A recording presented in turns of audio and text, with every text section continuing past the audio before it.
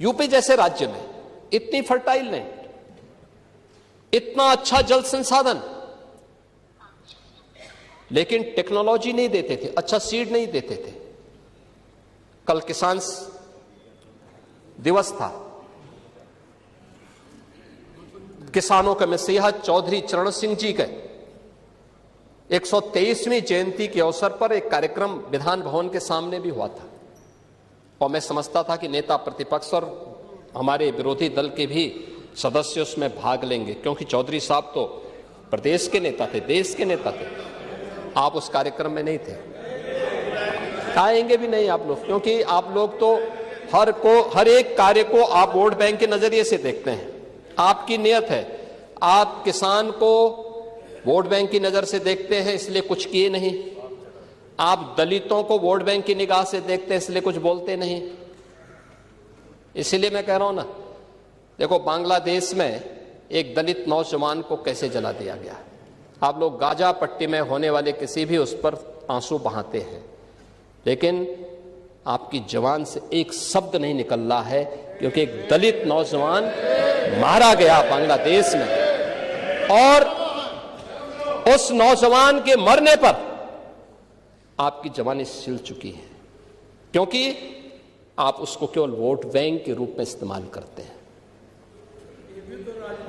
ये राजनीति नहीं है पांडे जी, ये राजनीति नहीं है, ये वो सच्चाई है जो आपकी तुष्टीकरण की नीति है, जिसके कारण बांग्लादेश बना है।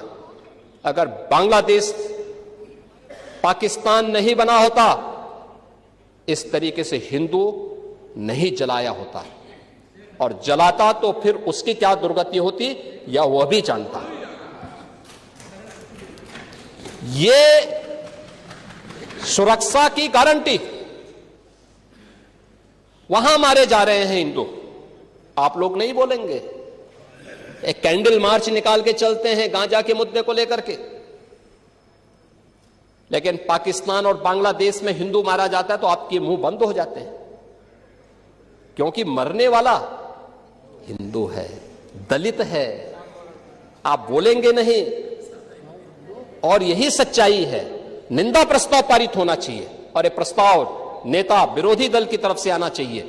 इस घटना की हम भर्त्सना करते हैं, और बांग्लादेश सरकार को इस बात की चेतावनी देता हूं, और इसीलिए हम कह रहे हैं, नोट करना, ये चीजें होनी चाहिए, और हमारा भी प्रयास होना चाहिए।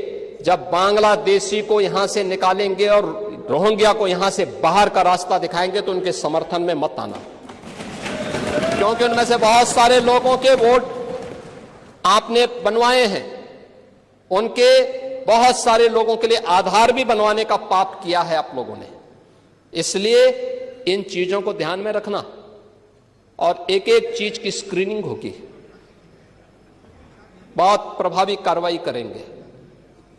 हमारे ही देश में रह करके हमारे लोगों के खिलाफ अपराध, और वहां पे निर्दोष हिंदुओं पर अत्याचार करोगे, निर्दोष सिखों पे अत्याचार करोगे, ये स्वीकार्य नहीं हो सकता है, और यही आप करते हैं।